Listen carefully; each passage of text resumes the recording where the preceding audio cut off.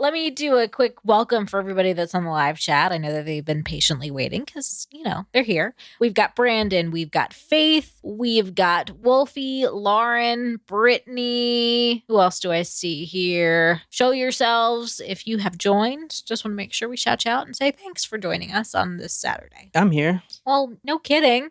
We've been covering Richard Ramirez. We're wrapping it up at this point. I got this episode, and we got a lot of stuff to cover on this episode.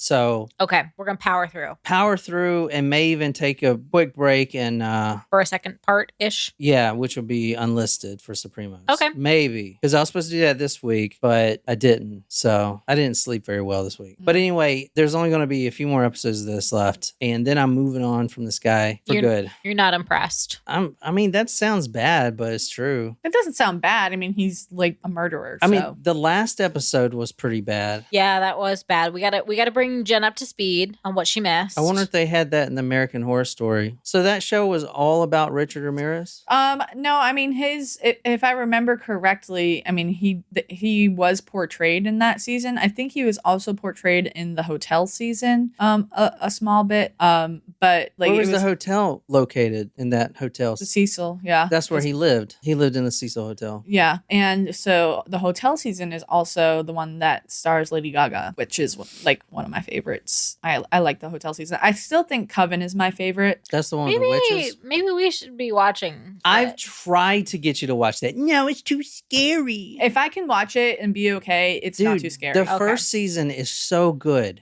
We did start watching the first season. Yeah. It was good. I love that season. Mm-hmm. Like, I love all the actors in there and everything. And the second season was Freak Show? No, that was season 4. Oh. Season 2 was the Asylum. All right. Okay. Well, I'd be willing to give it a shot. I know tomorrow starts horror movie season for us. So we do one horror movie a night. One horror movie each night. Horror. No, he's saying he has his own season of movies that he wants to watch. No, we're watching horror movies. Horror. I was gonna say, are you watching it? Never mind. on the other computer. Yeah. All right. Well, we had a couple of supporters join us this week, so thanks, y'all. Yeah, I'm very excited to officially welcome Carmen. Hey, Carmen. Last week. Oh, sweet. We got her with that freaking billing. She forgot to cancel. Yes. Yes. And also Neil. What's up, Neil? Small taco nacho or small taco. We only have 2 now. I'm confused about the tier names. But she's like, I wrote everything down. I literally made it easier for you, though. No, it's confusing. How? I took 1 tier off. But I didn't find out until the episode where I was like gonna go into it, and then on air you were like, oh, we only have 2 tiers now. I'm like, okay, I thought I told you that. No, it's okay. All right, it's very simple. If you want ad-free episodes, you be a small taco. If you want live streams that are unlisted, you be a taco supremo. Right. Okay. That's basically it. The taco supremos got other things, comic books and all that stuff too. Yeah. But the biggest thing is we do weekly live streams, 1 or 2 weekly that are unlisted. So this week is for Carmen. So. And Carmen was at her Greenville show. She was. Do you remember her or not? Yeah. Do you really? Yep. What'd she look like? Surprise shots. We don't know what they are because they're a surprise. What color hair was she? She could have changed it by now. Who knows? Hey, Desiree. Welcome. That's interesting. Cheers. Melon?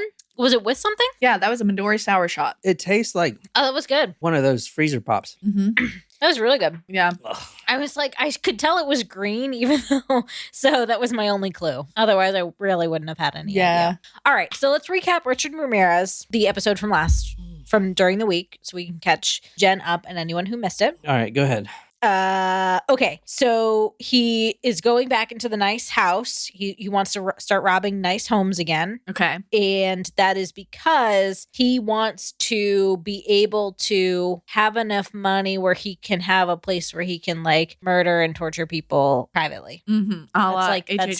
That's his goal. So he realized that he needed to or should start robbing wealthier area homes, even though they're riskier, right? because there's nothing of value in the homes that he has been robbing. So he goes to a home in which he has once robbed before. Okay. And he kills the husband on the couch and he ties up the woman. Now, because they have been robbed once before, not knowing this is the same perpetrator, they were prepared with a shotgun. The wife who was tied up, she was an attorney, right? She was a prosecutor and she is a strong-willed woman. She gets out of her, ties, breaks it apart, gets the shotgun under the bed, points it at Richard Ramirez, and she pulls the trigger and he is panicking when he sees the tables have turned. She pulls the trigger. Empty. Click. There is no shotties in the shotgun. Oh no. The grandkids were visiting the weekend before, and so the grandfather, I guess, or husband, whatever we want to label the deceased gentleman, he took the bullets out of the shotgun, the shells out of the shotgun, to make sure that nobody had an accident, and forgot to put him back in. So he was enraged after, she's holding the shotgun, panics, and he kills her, obviously quite violently, and decides he was inspired by Billy Idol's Man Without a Face, right? No, Eyes Without a Face. Sorry, wrong label. And he cuts out her eyeballs. While she's still alive? I can't remember. So I think she was dying. She was shot 3 times, stabbed and stuff like that. I don't know if she was from still alive his gun, or not. his 22, right? Yeah. And so he pockets the eyeballs and puts them in like a little jewelry box, little trinket box. Because eyes are the windows to the soul. And he needed to steal a soul for Satan because he was sloppy and he felt like he needed to repay Satan and, stuff like that. Yeah. So I've been mentioning Richard Ramirez and Satan for a while, but I don't really think we've built it like we should have. So this episode, we're going to be really talking about the religious aspect because what he does, when he breaks into a home, he does it for Satan. I know I can just say that, but I really want to show you that is what he is doing it for. And this episode especially is going to highlight that. And also for those primos, because I think this may run kind of long. So I want to do his background plus another couple murders too. Okay. And then after that, then we just do the capture of him, which is a whole episode of itself because the capture is incredible. And so we'll do that and then talk about his fan club and that's it. Cool. So, Cool. And he has a fan club. I guess every serial killers have a fan club. That's weird. Weirdly. Women love true crime for whatever. I don't know why. This has always been Ladies, like that. explain it to us. It's like that trend where on TikTok where they say that men well, let me ask you, how often do you think about the Roman Empire? The Roman Empire? Never. Oh. There's a trend on TikTok where it says that men think about the Roman Empire all the time. What? No. I don't know. I'm just saying it's a thing. So there have been girlfriends that they ask their boyfriends or husbands how often do you think about the Roman Empire? And someone would be 3 times a week or whatever. I don't know. Maybe they're whatever. So there's now a trend that's what is the female version of the Roman Empire? And there have been so many different answers. Some will say the John Benet Ramsey case, or some will say true crime in general. Why the Roman Empire? I don't know. I don't know. Weren't dudes obsessed with the movie 300 when it came out? Yeah, I guess insecure people would think about that all the time. I mean, I don't know. Or the fall of the Roman Empire. I don't know. I really doubt. I can't say that I've really given it much thought. Nobody has, But I don't know. Hey. I don't know. It's just a thing that's going around the internet right now. I mean, I don't understand how things get viral. See, here's the thing. But that's just me. It depends on what we're talking about. I don't think about the Roman Empire. I think about my own empire, but it's different. I thought it was going to be some phallus thing you were making. Phallus joke. No. All right. So tonight we're going to July 5th, 1985. All of these murders happened in 1985. And there are probably a lot more that he's committed, but because there was a span of a year between 1984 and a year goes by, and then it just starts ramping up 1985. So no one really knows. But tonight I'm starting the story 1985. And this is where we are right here. All right. So this is right by the Sierra Madre Mountains right here where we're going tonight. We're going to Arno Drive. And I know it's this house because of the red steps staircase. So this is the house we're going to right here. You notice the steps going up. This is a one-story house. These are very wealthy homes by the mountain here. Upscale community. You see this guy's taking his, man, he is multitasking. Look, he's cutting the grass and taking out his garbage. Good for you. It's a nice house. See, I would have trees like this to show my masculinity. It's a giant phallus. Is that what you're trying to say? Yeah. Did I tell you guys the end of the possum story? No. Murphy? No, because this happened on Sunday. I'll have to tell you the next episode. July 5th, 5:45 a.m. 16-year-old Whitney Bennet, she's home and she just wakes up and she wakes up to a terrible headache. Now, this girl is 16 years old and it was July 4th, the previous night, and she had left a few parties. She's 16, so, what is this headache for? She doesn't know. She wasn't drunk. She didn't get drunk. Maybe she was drugged. She got home around 1 o'clock a.m. that night, so only 4 hours sleeping. She slept for 4 hours, woke up, terrible headache, terrible. Her head and her face was throbbing. She could barely see out of her eyes, almost like they were closed. So she couldn't see what was going on. Her face is hurting.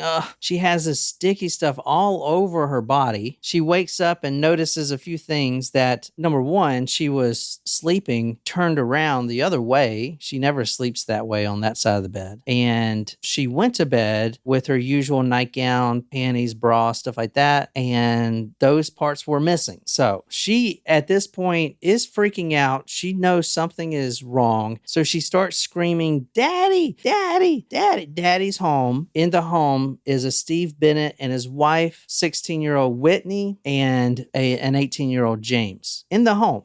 So dad comes running in there. "Baby, what's wrong? What are you screaming at? What's wrong?" All right, so dad walks in and is in complete shock at what his daughter looks like. Can you read what Steve would say? She's reading from The Night Stalker by Philip Carlo. We're also reading from Richard Ramirez versus the State of California and some various newspaper articles. Steve and his wife were awakened by Whitney's pleas. He jumped out of bed and ran toward her room. When he saw how badly she had looked, he nearly fell over. Both her eyes were swollen shut and her head was distorted to twice its normal size. She was barely recognizable. Her head was swollen to twice its normal size. How? The blood in the... She was beaten? I don't know. She was beaten while she was sleeping? Immediately, he thought, oh my God, she was in an accident. She was at this party and there's a car accident and I don't know what happened, but that's his immediate thought. Because she wakes up, she has no idea. She cannot see. She is swollen. Her head is swollen. She is barely recognizable and there's blood everywhere. How the F did I get here at this point? I was fine 4 hours ago and now I'm like this. Yeah, that's crazy. Can you read what the father says? According to Steve Bennet, Whitney was all bloody and moaning. It gave me the biggest shock I've ever had in my life. It looked like she'd been in some kind of terrible car accident.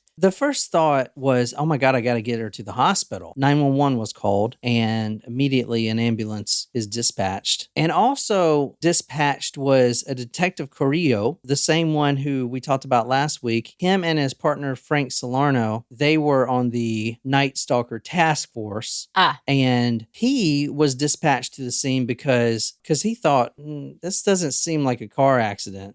Plus, her car is fine outside. I think someone and she remembers getting home. She remembers getting home. She gets home. She takes off her jewelry. She writes a letter to her dad because her dad had put a check to buy groceries on the kitchen table. So she's like, "Thanks, Dad. I love you." She wrote a note. She puts everything on. She gets ready for bed, and then she wakes up completely in a different body almost.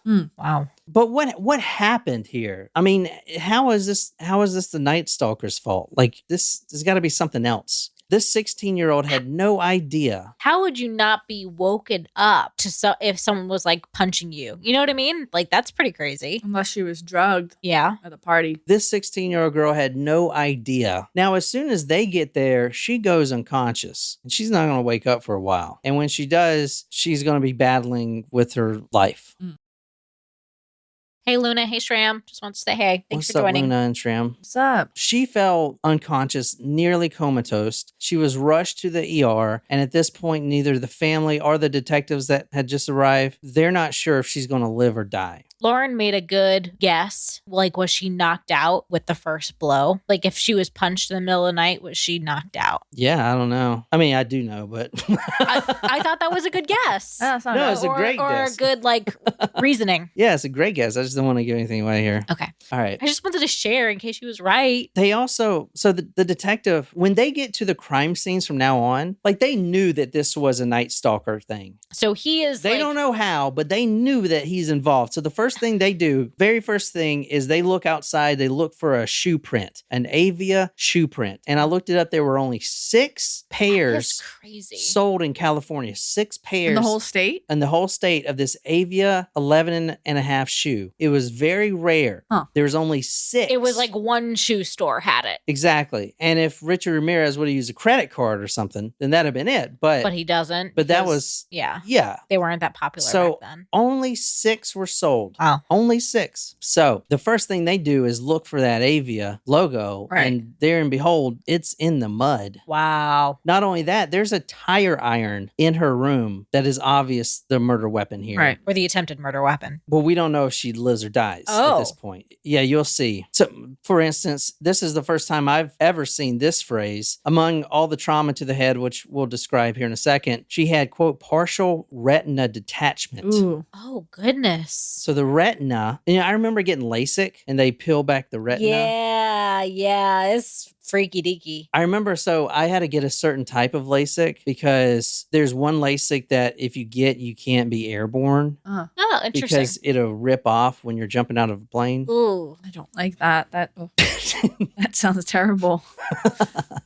I didn't So- even know that you had LASIK. Yeah. I did too. When? I was 20. Oh. I had really bad I had it last. problems with my eyes. So I was wearing contacts and I kept on getting like conjunctivitis from like having to take my contacts in and out basically. And it got to the point where I had a scratched cornea. It was like just missed my line of vision. So they were basically, by the time I was a sophomore in college, they were like, you can put on contacts special occasions only for like a couple hours. That's it. So I had to wear glasses the whole time of my sophomore year, basically, which was fine. Nerd. But my grandmother had a lot of eye problems, and she was like, "I want you to be able to get LASIK surgery." So she paid for the best, like her eye doctor, who's like one of the best in Boston.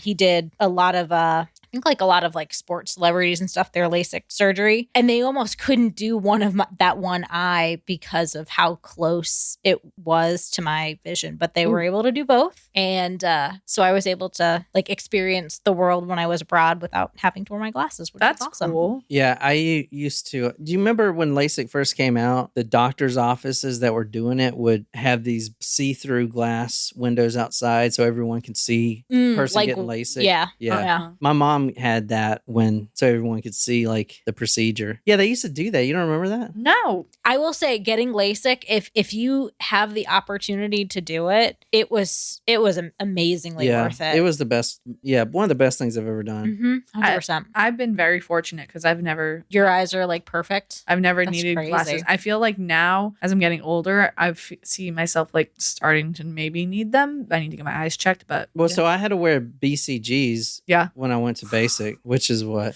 the big Birth Birth control control glasses. glasses. Yeah, I was Yeah. like, what is it called? yeah. Birth Wait, control what did they glasses. look like? Oh They're my like, gosh, do you like have a those picture? kind of. No, Do you have a picture of no. yourself with them? Oh my gosh, No, that's they're adorable. Big and brown and thick. Just type in So cute. Army BCGs. I think Here, glasses I'll are do it. cute. I do, but No. I look good with glasses. but it's hard when you have to wear them all the time. Yeah. It is hard. Hold on, I'll show you. Army BCG glasses. I don't know what it stands for. no, it's birth control glasses. No, it doesn't stand for that, Jen. That's what they call them. It's the same acronym, but Yeah, but that's not what it stands for. You Oh. think that's what it stands for? I thought it was just a nickname. These right oh my gosh, I would pay big money to see you wearing those. here. I would pay such big money. Big money. Faith said that's funny. That's what my husband called them too. Oh, yeah. Look at this one. This is a great photo. Your eyes still can deteriorate. Yes. However, if you think about it, so cute, adorable. I think glasses are so cute. If I figured if I got them when I was 20 and if they would last 15 to 20 years, like I want my perfect vision days to be when I'm younger. 20 to 40. Yeah, you know what I mean? It was kind of like, like I'll do it now because if they change and get worse later, whatever. You can get it again. Right? Now you can. They do numb your eyes and they give you a Valium beforehand. They didn't give me shit. No, they gave me a Valium. I feel like I don't want anything to, like, I'm so afraid of anything happening to my eyes or my teeth. I mean, they like peel your, they put your eyeballs in a thing so that you have to keep them open and then they tell you to keep looking at the laser. I thought it would freak you out. Well, I knew that's what you were doing. Somebody go get a carrot and a knife. Stop! Just cut off these little fingers. Well, no, I'm still, I'm still have PTSD. I'm not trying to joke about it. Like I literally am afraid to use my yard trimmer because of course. I almost cut my fingers off. Cut those trees down completely, Jen. I need to, but no. See, so I cut them back so they don't look bad. But now the bushes underneath the trees are growing. I would just stop. Don't say anything. He's trying so hard not to make a pubic reference. No, I'm just, if you cut the bushes, the tree will look bigger and you could. I know you can't help yourself. But that's what I was cutting was the greenery that was growing from the tree. And I would just cut the whole the whole thing down. What I was thinking though, Christmas is coming up. So the green bushes and the red blood smeared all over it from you cutting off your fingers would actually kind of go together. At this point, Whitney's unconscious. She's nearly comatose and she's rushed to the ER. And at this point, we don't know if she's going to live or die because, as I'm going to show you, she is brutalized beyond anything. So the detective, Carrillo, said the following about this crime scene. And yes, it is a crime scene. He said that, quote, "It was one of the bloodiest crime scenes I'd ever been at," end quote. Oof.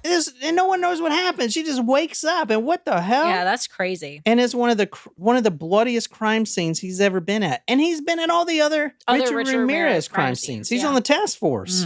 So at this point, Whitney is in the ER. She is unconscious, and they find an Avia logo in the mud and in her room. Can you read what Detective Carrillo says? When I saw the print, I got goosebumps all over, chills, and a tight feeling in my gut. It was him, no doubt. So what happened? What happened here? And why doesn't she know what happened? Well, July 4th, a few hours before, she gets home about 1 o'clock. So quarter till 1 o'clock a.m. She's a little late. She's supposed to be home at midnight. She stayed out too long. She was driving way too fast getting home. And she even thinks that too, probably. I mean, did I get in a wreck?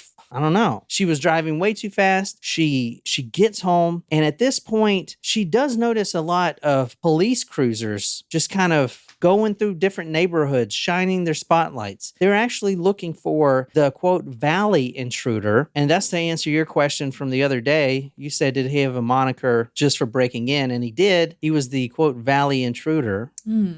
So they were looking for him. Now, he's already murdered at this point, so they just haven't got his real moniker yet, the Night Stalker. But July 4th, 1985, if the Bennetts had security cameras, the following is what they would have seen on them. Richard Ramirez pulls up. He drives to the San Gabriel Mountains and pulls up right on Arno Drive, right in front of their home, and he shuts off the lights. At this point, he has a police scanner in his car, and he monitors it religiously. He knows that there are cops out there, an influx of cops looking for this prowler. And in fact, many cops follow him in his stolen Toyota for tonight many times. They never seem to pull him over. But that makes sense because Satan is directing the traffic here. And he believes that because who in their right mind would go and do this when there's so much police presence out? Cops follow his car when he's on the way there. Cops follow it when he's done.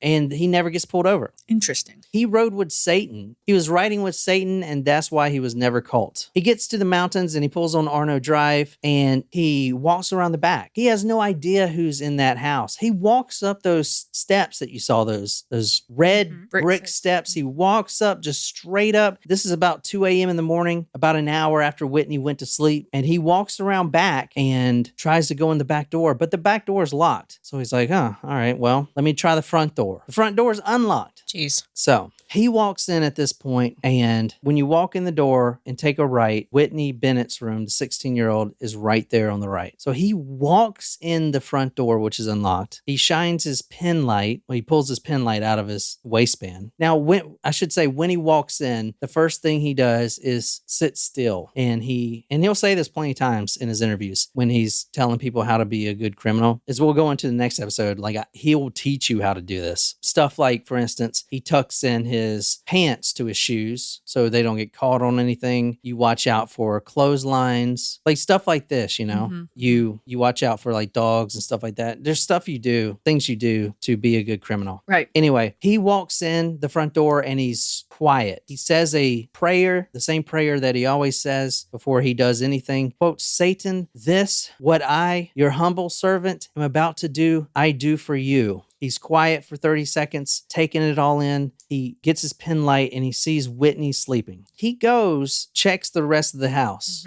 Towards the rear of the house, the mama and papa Bennett are also sound asleep. He shines the pen light on them. You can see that they're snoozing. He kind of sizes up Steve Bennett and sees if he can take him, this, that, and the other, and decides he can. He then walks back to Whitney's room and immediately he starts getting turned on. He begins grabbing some of the things off the dresser, the rings and the jewelry, and he just pockets them. One of his friends growing up would say, if something isn't tied down, then Richard would take it. He's good at stealing, and he does that instinctively at this point. He sees Whitney sleeping, and he gets turned on, extremely turned on, and he decides that he's going to attack her first, rape her, and then kill the parents.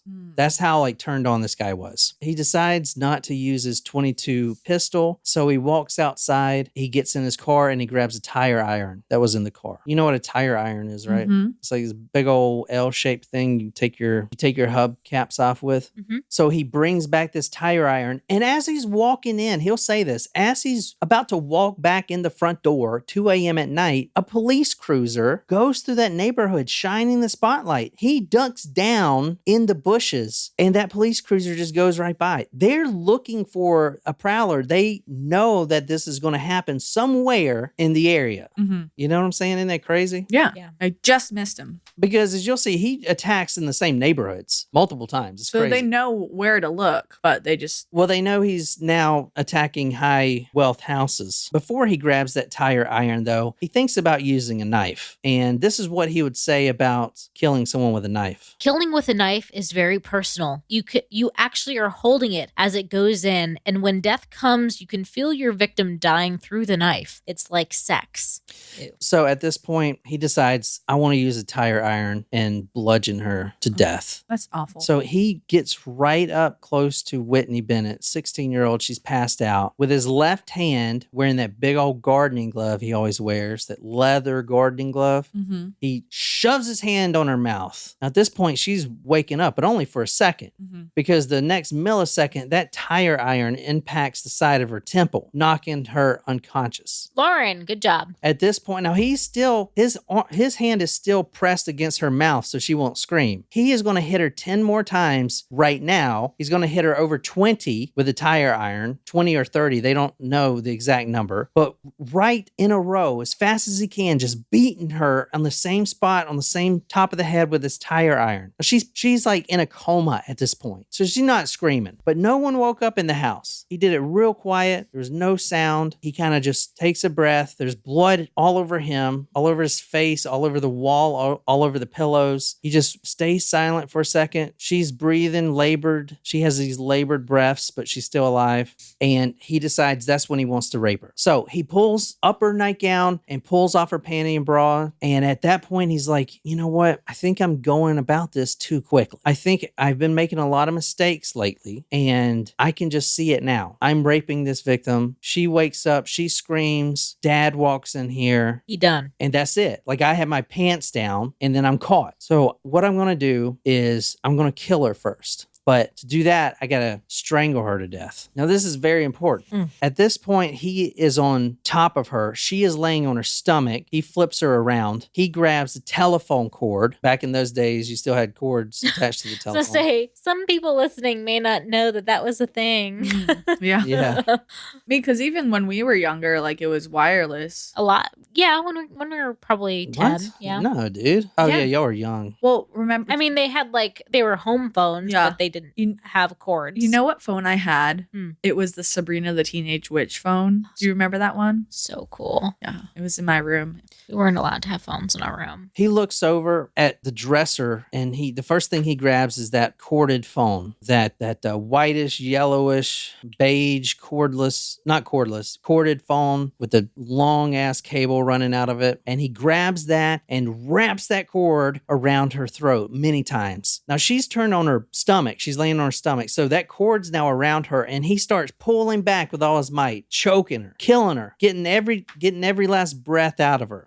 From the book, The Night Stalker by Philip Carlo, Whitney was lying on the bed on her stomach. He straddled her, wrapped the telephone cord around her neck, and pulled it close with all his strength. A terrific homicidal force. When he was in a killing mood, his strengths were exceptional. Now, what happened next is the theme for this episode that we're going to talk about. It's very religious. Richard Ramirez is of Mexican descent from a family that believed Jesus Christ and Satan, like 100%. You cannot convince them that they weren't real. The Bible and their religion was so heavily taught in the Ramirez family and most families around that time, I guess, in that area. Anyway, what happened next cannot be explained rationally by anybody. I want to say that at this point, Richard Ramirez was not high on cocaine this night. He was making good decisions. I mean, except for murder. Well, that's why he decided to kill her first. That's a good decision. He's not being sloppy like he's been with the shotgun. He's making good decisions to get what he wants. And so this is from his own words, what he saw happen next. As he is straddling on top of her, she is on her stomach. He is pulling back this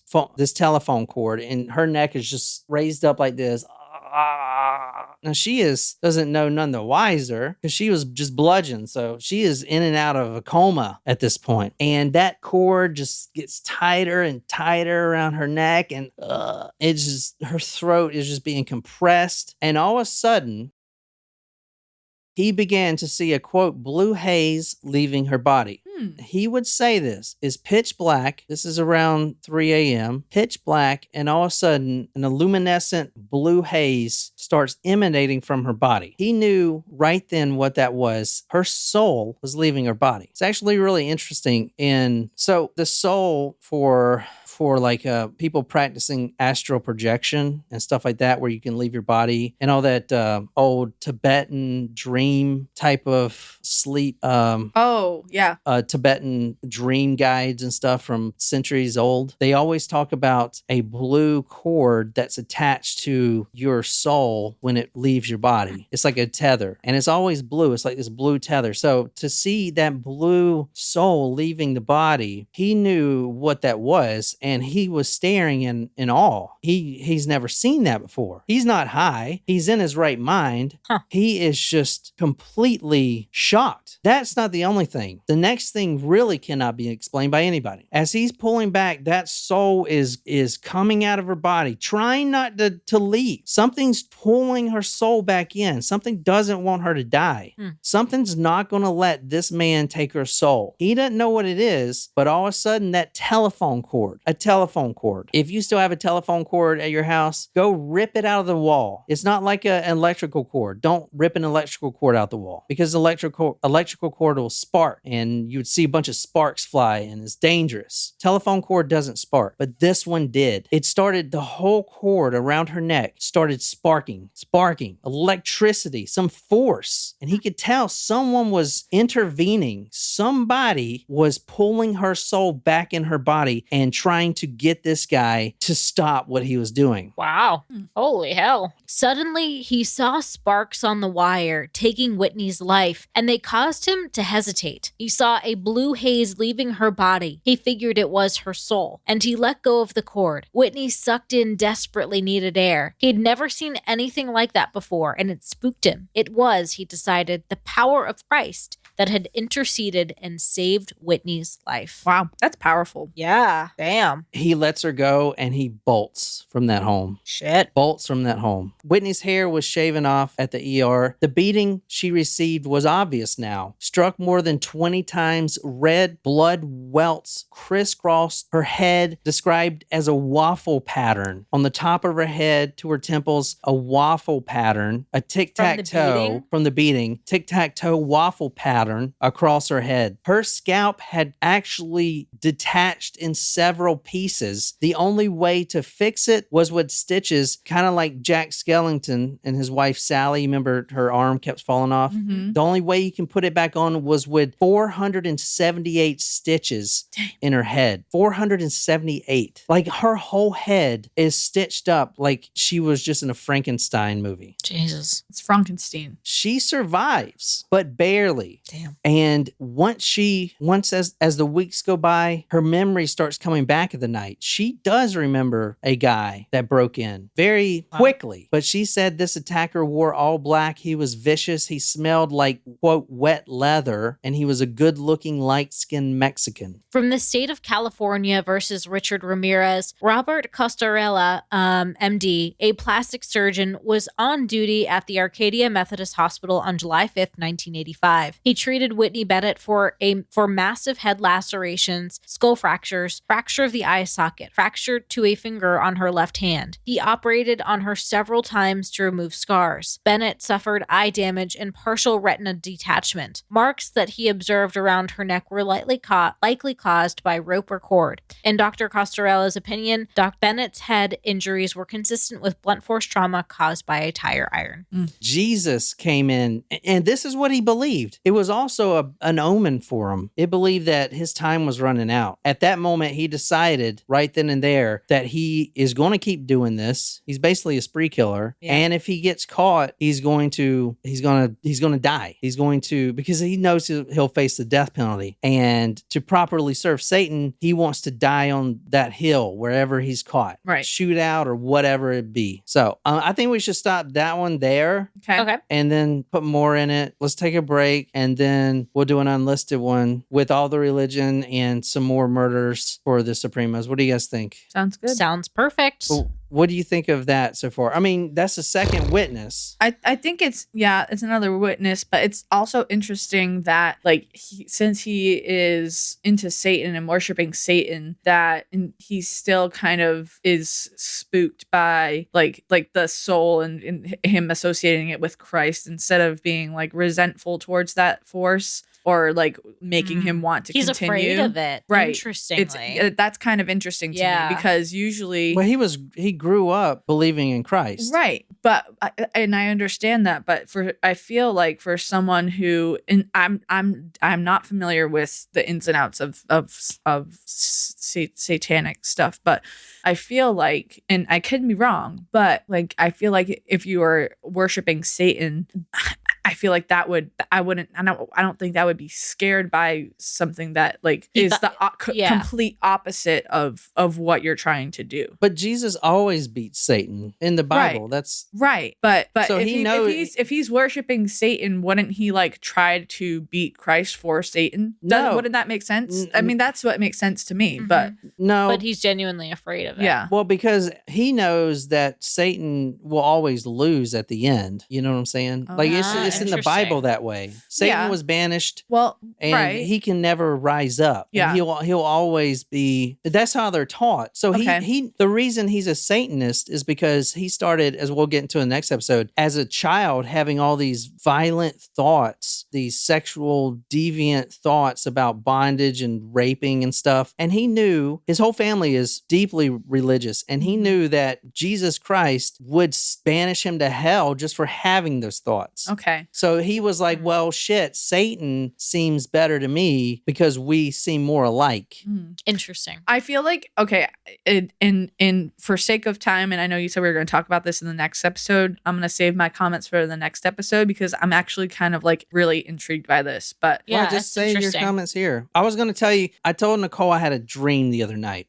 Did you read it before? No, I did not. Oh, weird. I did not read it before. I read it. I read this after. Interesting. But the dream I had, I'm not a type of guy to dream and tell, right? Never been. But this yeah, is... you never talk about your dreams. I always talk about my dreams because like they're so vivid and I feel like they're real. But I never hear you talk about your dreams. This was so significant that I'll never forget it. And if the dream was real, I would be completely changed. I'd probably stop this podcast and start a Christian podcast instead. But you guys want to hear the dream? I do. I'm interested. Or should I save it? Oh, it's up to you. Up to you. Maybe save it. Tell them how little... crazy and... It was a very powerful dream. I'll give you that. Very powerful. Which is why I'm surprised that you did not, because you often like dream about things that you were just thinking about or you see and like somehow it appears in a dream, you know, just randomly. Yep. That's what happens to me all the time. Or remember like in the last episode, It's Always Sunny, he's dreaming and it's like all of the people and the faces he's seen throughout the day manifest in different things.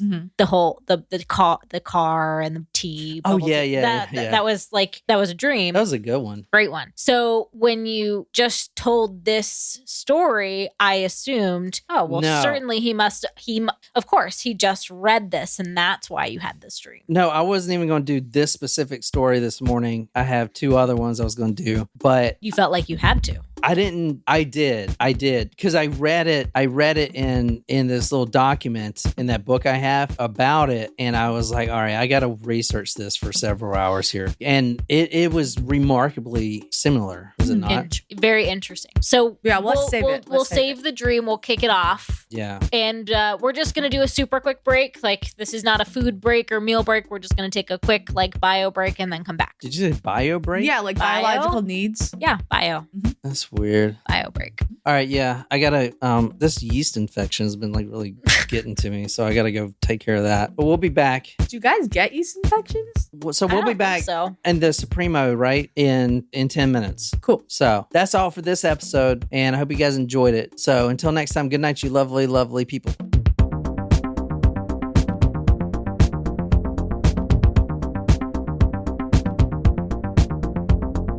I kind of run this shit.